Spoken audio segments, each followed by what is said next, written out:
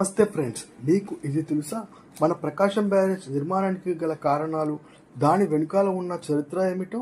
1832-33 ప్రాంతంలో విజయవాడ, గుంటూరు ప్రాంతాలలో కరువు ఏర్పడింది. డొక్కల కరువు, నందన కరువు, గుంటూరు కరువు, పెద్ద కరువుగా పేరు పొందిన ఈ కరువు కొన్ని వేల మందిని పొట్టన పెట్టుకుంది. దానివల్ల ఎక్కడ చూసినా శవాలు కుప్పలుగా కనిపించేవి. అది ఎంత అంటే దాదాపు 40% ప్రజలు ఈ కరువుకు బలయ్యారు. దీనివల్ల బ్రిటిష్ ఈస్ట్ ఇండియా ప్రభుత్వం పన్నుల రూపేణా 2,27,00,000 నష్టపోయింది. ఇంత తీవ్ర కరువు ఏర్పడినా మన కృష్ణానది ఎండిపోలేదు. అయినా ఆ నీటిని వాడుకునే మార్గం లేకపోయింది.